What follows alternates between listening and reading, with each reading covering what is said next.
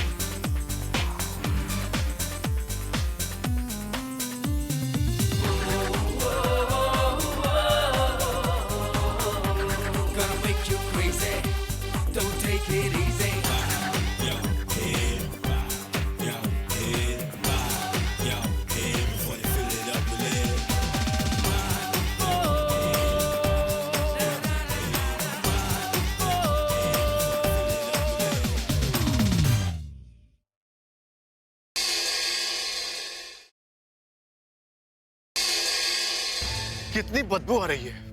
हाँ, ऐसा लग रहा है जैसे घर के अंदर कुछ सड़ रहा है। आज तो मैंने अंदर से किसी की रोने की आवाज भी सुनी। हाँ? इसीलिए मैंने कमांड फोर्स को फोन कर दिया। अच्छा किया।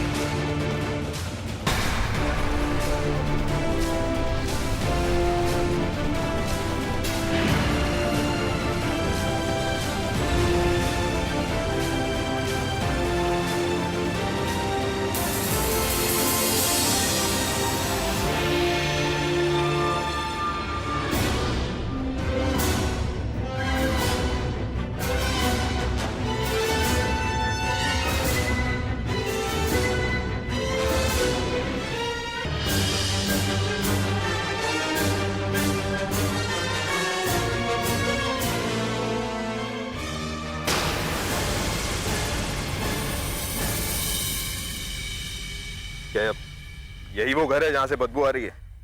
जी सर, इस घर के अंदर से बहुत ही बदबू आ रही है। हाँ साहब, आज तो सामने वाले कमरे से आवाजें भी आ रही थी, इसीलिए मैंने आपको फोन करके बुलाया साहब। कौन रहता कौन है यहाँ पर? साहब, एक औरत अपनी 2 बेटियों के साथ रहती है। बहुत दिनों से वो लोग दिखे भी नहीं। कब से बदबू आ रही है यहाँ पे? बदबू तो बहुत दिनों से आ रही है, लेकिन पहले हमने सोचा कि शायद यहाँ पे कोई चूहा मर गया होगा, लेकिन अब तो ये इतनी ज्यादा बढ़ गई है कि हम लोग का खड़ा होना भी मुश्किल हो गया है।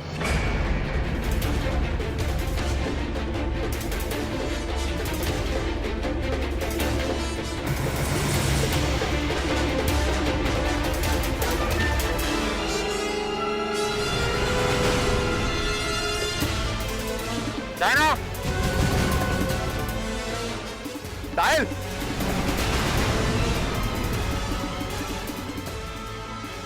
डायना, ये क्या किसी लाश के सड़ने की बदबू है?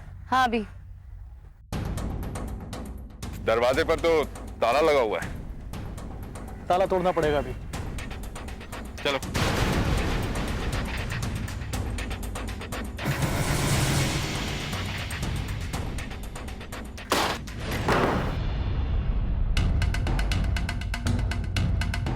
डायना,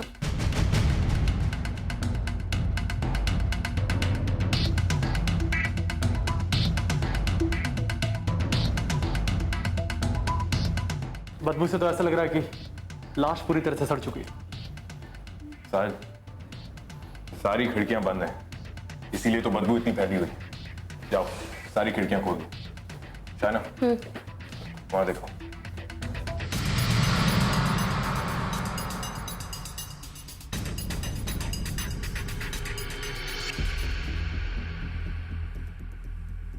अभी सारी खिड़कियों पर टेप लगा के सील करने की कोशिश की गई है। लगता है ये इसलिए किया गया होगा ताकि बदबू को घर से बाहर जाने से रोका जाए। अभी उस तरफ से बहुत तेज बदबू आ रही है। इस तरफ कुछ खास नहीं मिला। कुछ ना कुछ तो मिलेगा शायना, वहां जाकर देखो।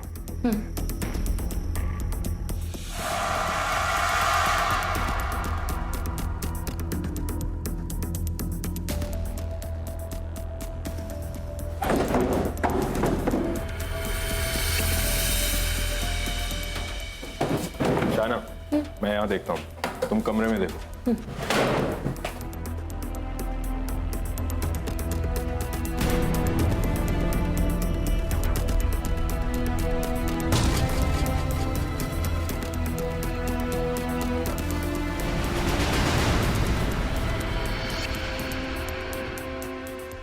अभिनव,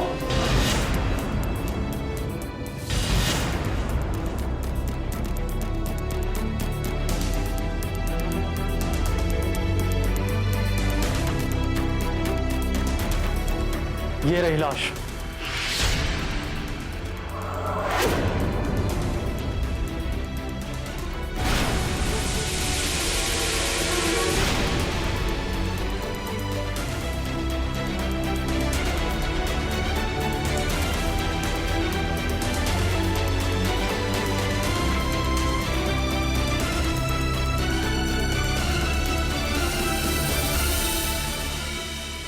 अभी इसके हाथ भी बंद है और इसका मुंह भी टेप से बंद किया गया।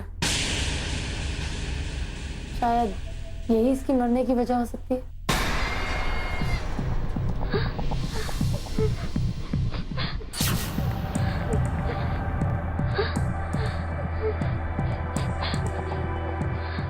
अभी ना वहां से किसी की रोने की आवाज आ रही है ना। चलो देखते हैं।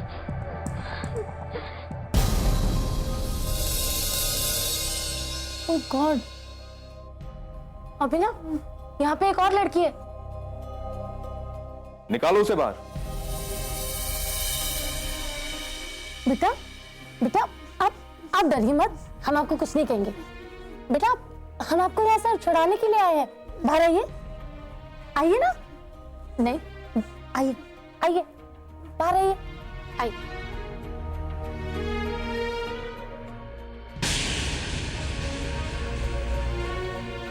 बेटा आइए आराम से। आप ठीक है? एक मिनट, मैं आपको भी खोल दूंगी।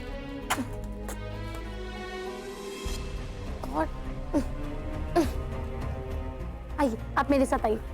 आइए, उठिए। अभी ना ये तो खड़े होने की हालत में नहीं है। साहिल, इसे जल्द से जल्द हॉस्पिटल लेके जाओ, क्विक। ये लो, फास्ट। शायना, एम्बुलेंस को फोन करो, उस लाश को पोस्टमार्टम के लिए भेजना है।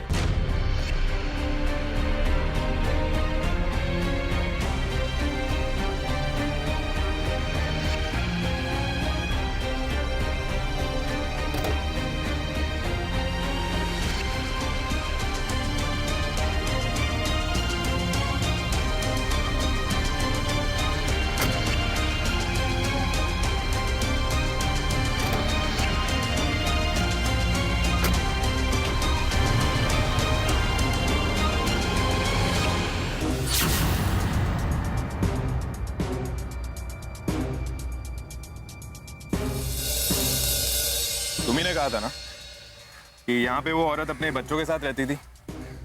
नाम क्या था उसका? पता नहीं साहब। कैसे पड़ोसी हो तुम? हाँ, एक औरत अपने बच्चों के साथ यहाँ पर रहती है और तुम्हें उसका नाम नहीं पता? तुम्हें भी नहीं पता होगा ना? I'm sure आपको भी पता नहीं होगा। पता कैसे चलता मैम, ये औरत इतनी खड़ूस थी कि किसी से भी बात नहीं करती थी, और तो और अपनी लड़कियों को भी घर से बाहर नहीं निकलने देती थी ये। कब से रह रहे थे ये लोग यहाँ पे? कुछ ही दिनों से, और भाड़े पर थे।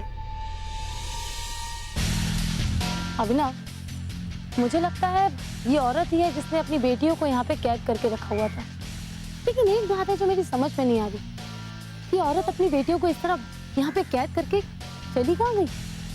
लेकिन शायना, ऐसा भी तो हो सकता है कि वो औरत उन बच्चियों की माँ हो ही ना, और उसने इन्हें यहाँ पर किडनैप करके रखा हो, और फिर पुलिस के डर से या फिर किसी मुसीबत में फंस जाने की वजह से वो यहाँ पर ना आ पाई। अभिनव, एक काम करते हैं, हम उस प्रॉपर्टी डीलर को जाके पकड़ते हैं जिसने इन लोगों को यहाँ पे घर दिया था। मुझे लगता है कि वही है जो हमें इनकी असलियत हमें बता सकता है।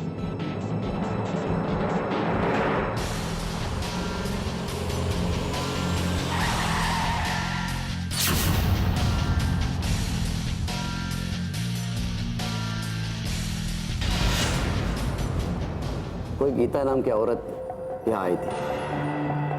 उसका पति किधर दुबई में नौकरी करता है और वो किसी कॉल सेंटर में काम करती है। उसके दोनों बेटियां संपा और छाया पढ़ाई कर रहे हैं। वो गीता, उसका कोई फोटोग्राफ है आपके पास? हाँ है ना साहब, एग्रीमेंट में सबका फोटो लगता है। वो फोटो हमें चाहिए। ठीक है, देता हूँ।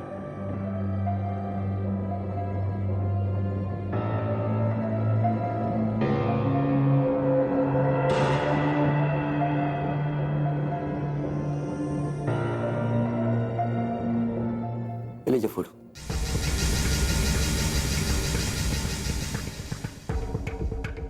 क्या हुआ साहब, कोई प्रॉब्लम है? वो सब आप छोड़िए, मुझे ये बताइए कि गीता ने आपको एड्रेस प्रूफ में क्या दिया था? राशन कार्ड की कॉपी। हमें वो राशन कार्ड की कॉपी भी चाहिए। देता हूं। लीजिए मैडम, उसने एड्रेस प्रूफ में दी थी।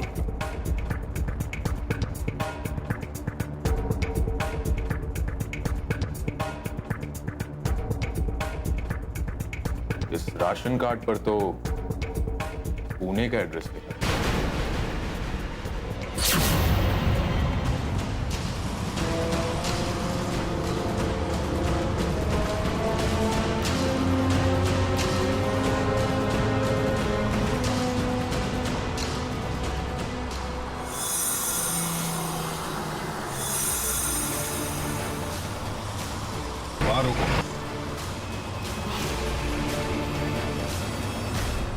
भाई साहब, ये मास्टर सोनावरे कहाँ रहते हैं, आपको मालूम है?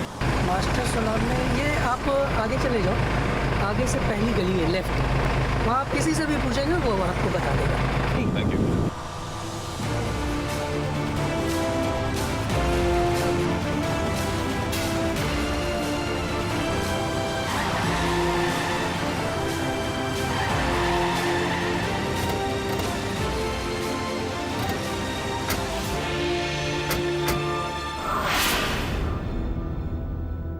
मास्टर जी।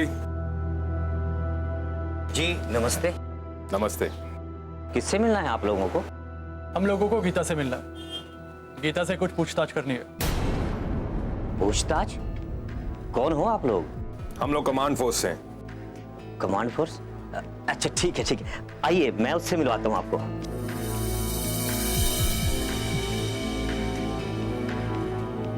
आइए। गीता, गीता, देखो कुछ लोग तुमसे मिलने आए हैं।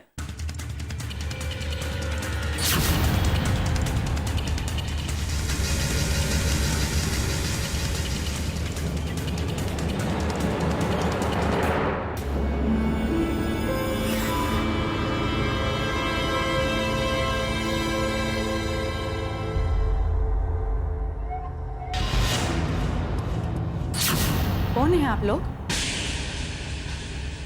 देखिए, हमें गीता से मिलना है, आप उसे बुलाइए।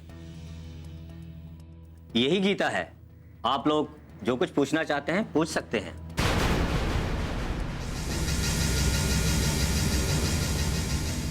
अविश्वा, आप ही गीता? हाँ बाबा, मैं ही गीता हूँ, गीता सुनावनी।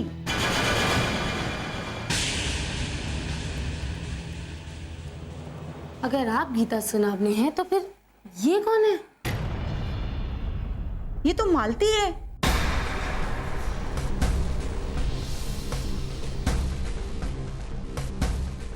अब ये मालती कौन है? ये मालती है, हमारे यहाँ भाड़े पे रहती थी।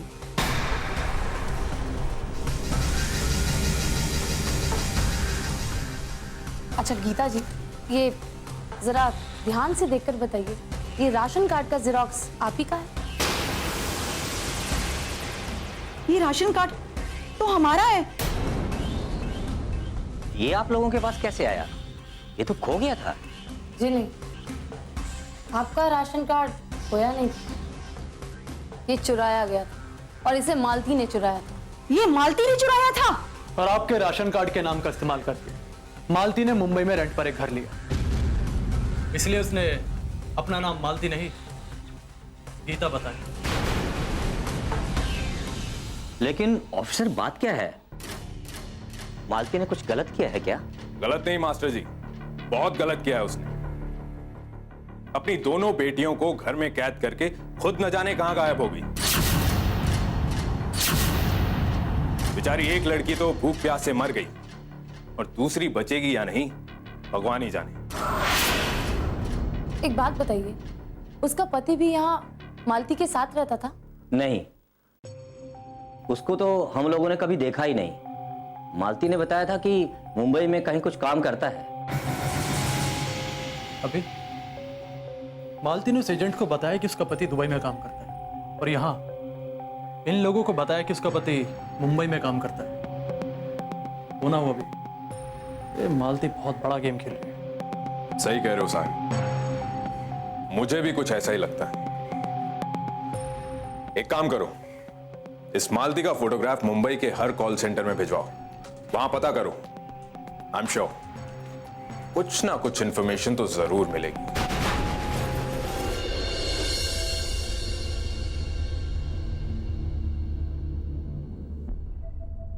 चीफ, हमने मुंबई का छोटा बड़ा कॉल सेंटर छान मारा, लेकिन इस मालती को तो कोई नहीं जानता।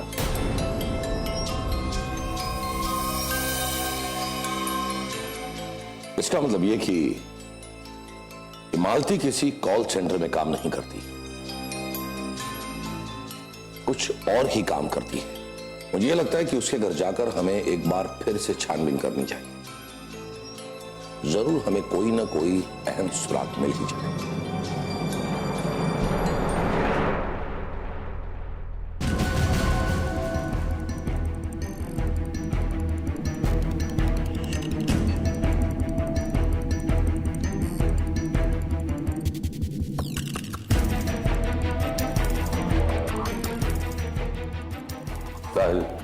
अभिनव, घर की अच्छी तरह से तलाश लो, कुछ न कुछ तो मिल ही जाएगा।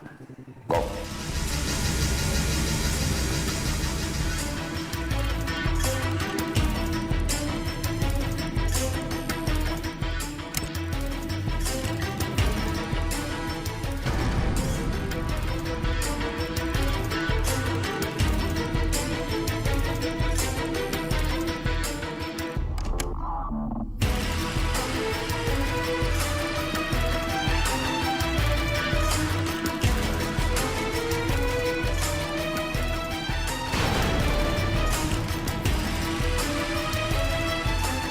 चीफ, क्या हुआ था? ये देखिए चीफ, 10-10 के नोट की गड्डियां। मैंने कहा था ना, इस मालती के घर से जरूर कोई ना कोई सुराग तो मिल ही जाएगा। लेकिन चीफ, इन नोटों की गड्डी में सुराग क्या है? अभी ये मालती किसी कॉल सेंटर में काम नहीं करती। ये देखो, हर नोट पर एक ही नंबर लिखा हुआ है और इस तरह नोट पर अपना फोन नंबर लिखकर बार में ही कस्टमर अपनी मनपसंद डांसर को देते हैं। तो इसका मतलब मालती किसी बार में काम करती है? वो एक बार डांसर है? यस अभी। साहिल, इस टेलीफोन नंबर पर फोन करो।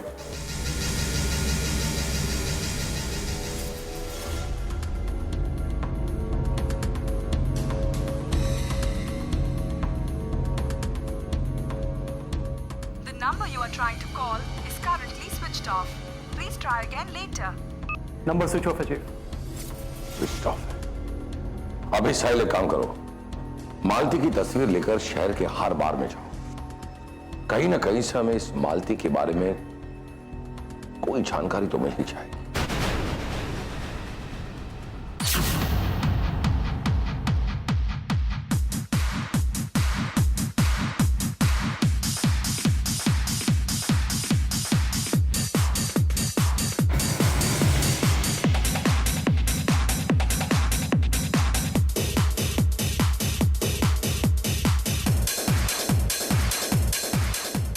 सुनो,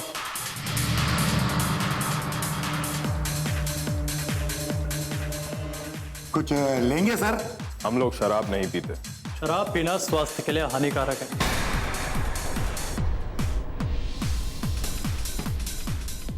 लड़की को पहचानते हो?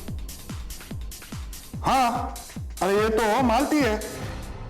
इसी बार में डांस करती है ना? हाँ। बुलाओ इसे, हमें इससे बात करनी है। हाँ साहब, वो तो उस दिन के बाद से तो बार में आना ही बंद कर दिया। उस दिन से? किस दिन से? हाँ, कुछ दिन पहले इस मालती का एक कस्टमर के साथ बहुत बड़ा झगड़ा हुआ, उसके बाद से तो आना बंद कर दिया साहब। तुमने उसकी कोई खबर नहीं ली? खबर ली थी साहब, कितना फोन किया उसको, कितना फोन किया, लेकिन वो एक है कि वो अपना मोबाइल उठा ही नहीं थी। और साथ ही साथ मैंने एक छोकरे को उसका घर पे भेजा, देखा तो घर में ताला, पता नहीं कहां चली गई साहब। जिस कस्टमर का मालती के साथ झगड़ा हुआ था, वो हर दिन आता है? नहीं साहब, मेरे को लगता है वो नया ही कस्टमर था उसका, लेकिन मालती के साथ बहुत जोरों से झगड़ा चल रहा था। किस बात पर झगड़ा हुआ? वो क्या था साहब, मालती रोज की तरह बार में आई, नाच कर रही थी, डांस कर रही थी। उसका डांस देखने को पूरा कस्टमर खुश हो जाता था साहब। एक कस्टमर उसका पुराना था, वो उस पे नोट उड़ाने लगा।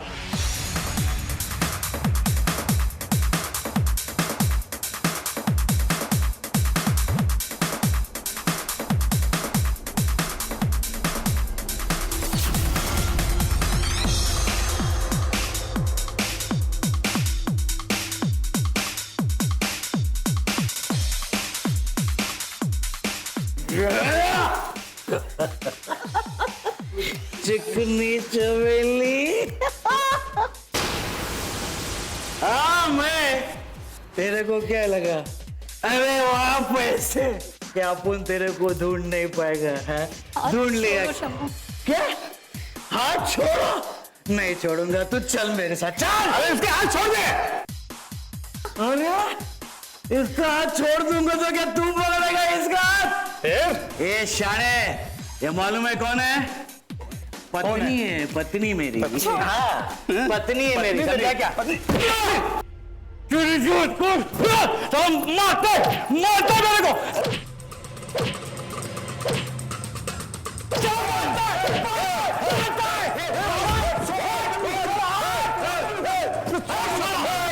मेरा भाई मेरा लपड़ा नहीं मानता है, कुछ चल मेरे साथ। अबे छोड़, इसकी तुम्हें हाथ पकड़ कर दूंगा मैं। आया बड़ा। वो नया कस्टमर बहुत शराब पी ली थी, उसके पास बिल चुकाने का पैसा नहीं था। उसने क्या किया मालूम? अपना गले का सोने का चेन निकाल कर मुझको दिया और बोला कल आकर बिल चुका दूंगा।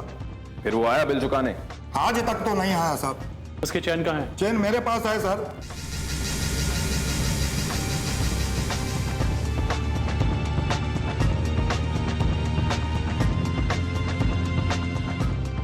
ये लो साहब चेन।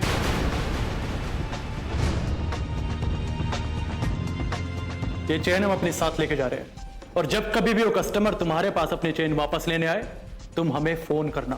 ठीक है साहब। समझ गए? हमें फोन करके बताना। ठीक है साहब। तो क्या है, मैंने कान लगाकर सुना वो झगड़े को। वो नया कस्टमर ने जब झगड़ा होता था तो बीच बीच में मालती को अपना पत्नी बोलता था साहब। पत्नी बोल रहा था? हाँ साहब, पत्नी।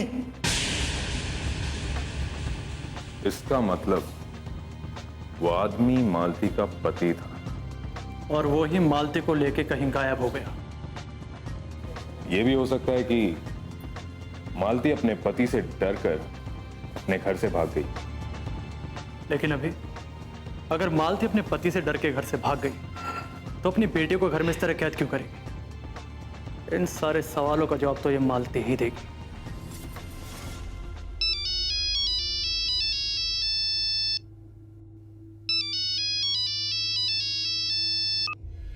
हेलो। इस लड़की को होश आ गया है, अब आप जो भी बयान लेना चाहते हो ले सकते हो। गुड, हम वहां पहुंचते हैं। क्या वो? हमें हॉस्पिटल जाना होगा। Let's go.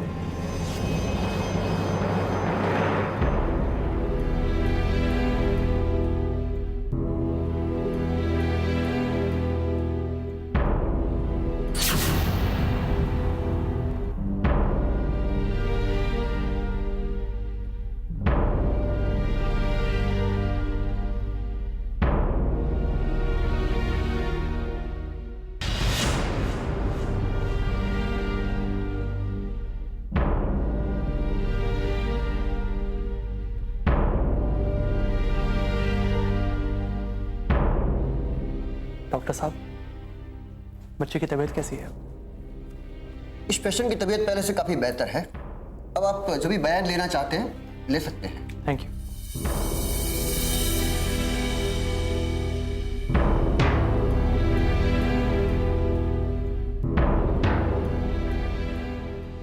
बेटा संपा, आपकी तबीयत कैसी है?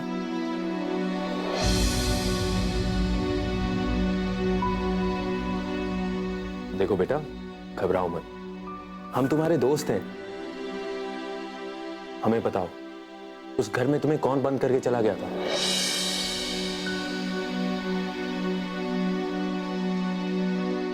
बेटा, आपकी मम्मी मालती कहाँ है?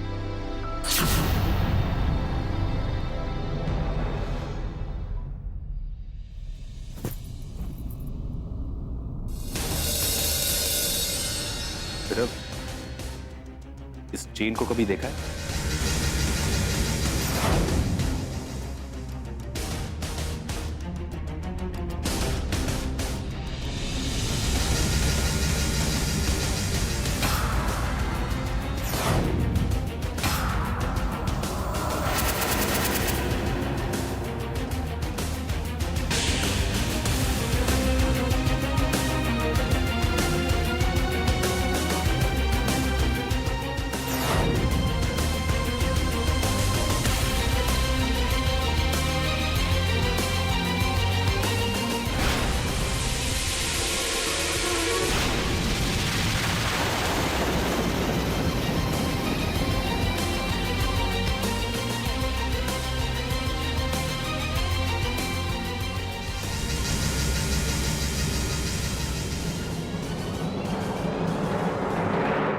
अभी संपा का इस चेन को देखकर इस तरह से बेहोश होना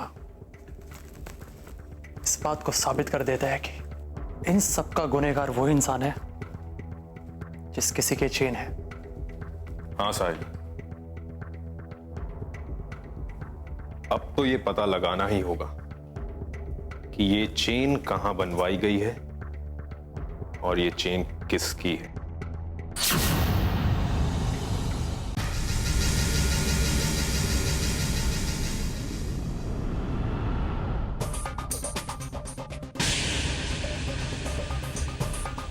इस चेन को पहचानते हो? हाँ साहब, ये तो हमारा ही ट्रेडमार्क है। इसका मतलब ये चेन यहीं पर बनी है? हाँ साहब, ये तो हमारी ही दुकान में बनी है। पर हुआ क्या, आपको बेचनी है? नहीं, इसके खरीदार का नाम पता मालूम करना है। हम लोग कमांड फोर्स से हैं। Command force? हाँ सर, तो इसमें दिक्कत क्या है? मैं अभी देख के बताता हूँ सब।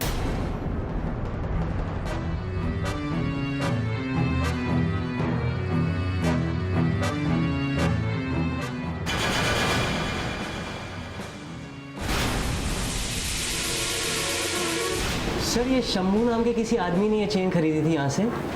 ये रहा उसका एड्रेस और उसका मोबाइल नंबर।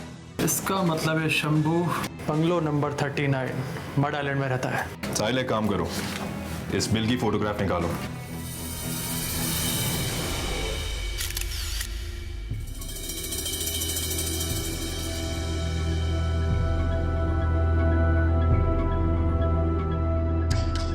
चीफ, ये ज्वेलरी शॉप के बिल की फोटोकॉपी है जहां से वो चैन खरीदी गई।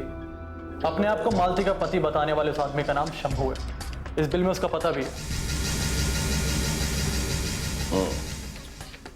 तो ये शंभू मिला? चीफ, हम इस पते पे गए थे, लेकिन ये शंभू वहां पर नहीं रहता। इस शंभू का कुछ अता पता नहीं है। एक और खास बात, इस बिल में जो उसका मोबाइल नंबर है वो भी स्विच ऑफ है। कब से स्विच ऑफ है ये मोबाइल नंबर? जिस दिन बार में उसका मालती से झगड़ा हुआ था उस दिन। पहले काम करो, टेलीफोन कंपनी से इस नंबर की सारी call details निकलवाओ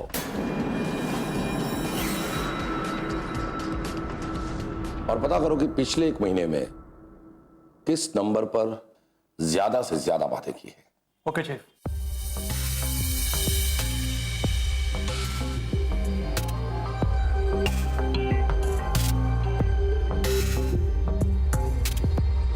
hello, Cellmax company.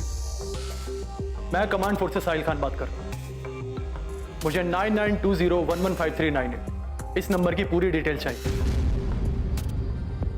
जी हाँ, यही नंबर है। इसके सब्सक्राइबर का नाम शंभू है। पिछले 1 महीने में उसने कहां पर और किससे बात करी है, मुझे एक एक डिटेल चाहिए। Yes, it's really urgent. Thank you.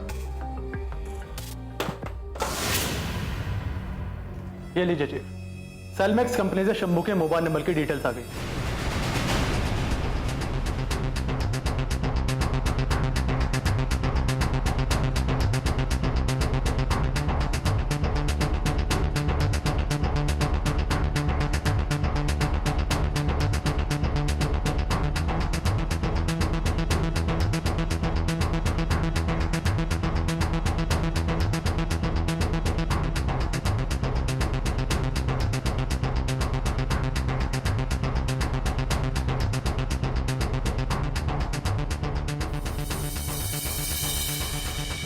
ये शंभू के नंबर की कॉल डिटेल तो शहर भर के बार के नंबरों से भरी हुई है।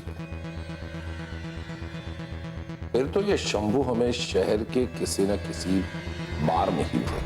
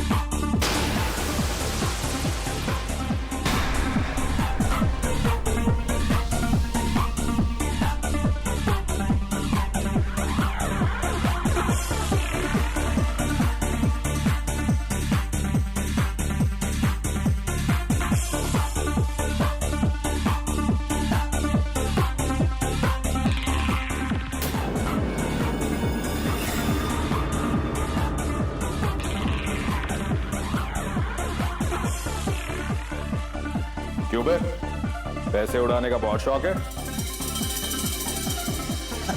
अबे कौन है बे तू? हाँ चल, अब चल। Command force. जी तू।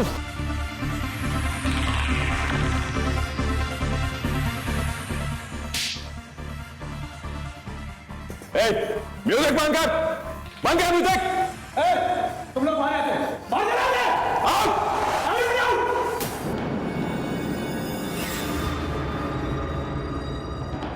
अच्छा बोल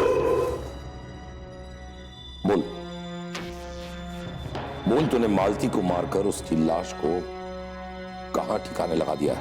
बोल। मारो नहीं साहब, साहब मैं सही बोलता हूँ। मैंने मालती को नहीं मारा साहब, नहीं मारा मैंने मालती को। चीफ, ये ऐसे अपना मुंह नहीं खोलने वाला। हम अपना टाइम वेस्ट कर रहे हैं, इसे भी मालती के पास ही भेज देते हैं। अभिनव, तुम ठीक कह रहे हो। ले जाओ इसे किसी वीराने में और शूट कर दो। साहिल, इसे बार के पीछे ले जाकर पहले तो अच्छे से धोते हैं। हाँ? और फिर 6 की 6 गोलियां डाल देंगे इसके सर में। नहीं साहब, नहीं साहब, सब मारना नहीं साहब। बताता हूँ मैं सब सच सच बताता हूँ सब। दरअसल मैं मालती को मारने नहीं वाला था साहब। अरे साहब, अरे मालती तो मेरी पत्नी थी साहब। मैं उसे मारने नहीं वाला था साहब। अरे मैं तो अपनी दोनों बेटियों को लेकर दुबई जाकर बियर बार से बहुत सारे ढेर सारे पैसे कमाना चाहता था, उनको काम पर लगवाकर।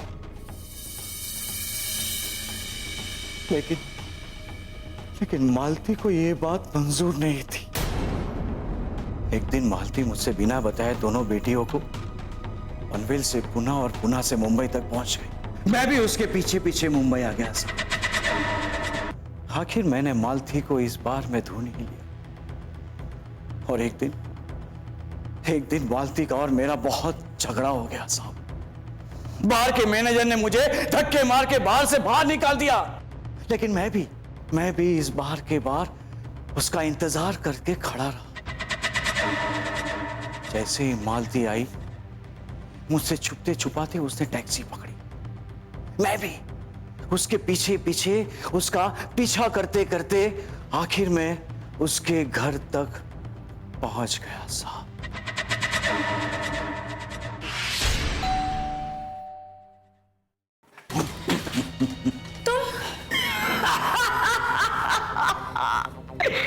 मालती, तुझे क्या लगा था कि तू मेरी आंख में धूल झोंक कर यहां तक भाग के आ जाएगी? आखिर मैंने तुझे ढूंढ ही लिया ना मालती। तुम यहाँ से चले जाओ शंभू, अब मेरा और तुम्हारा कोई रिश्ता नहीं है। हाँ, वैसे भी अभी वो तुम में बात नहीं रही है मालती। चला जाऊंगा, लेकिन पहले मुझे ये बता कि मेरी दोनों बेटियां कहाँ हैं? अपनी दोनों बेटियों को लेकर चला जाऊंगा यहाँ से। शंभू वो यहाँ नहीं है, मैंने उन्हें हॉस्टल में डाल दिया है। झूठ बोलती है मुझसे, झूठ बोलती है मुझसे, बोलती है हॉस्टल में डाल दिया, झूठ बोलती है मुझसे। बोल मेरी बच्चे को बोल। छोड़ दो मुझे शंभू, अपने जीते जी मैं तुम्हें कभी नहीं बताऊंगी कि बच्चे कहाँ हैं। जीते जी नहीं बताओगी तो मरने के बाद बता देना। बोल बेटियों को बोल, बोल मेरी बेटियों को बोल, तुम मरने के बाद बताना। बोल मेरी बेटियों को बोल, बोल।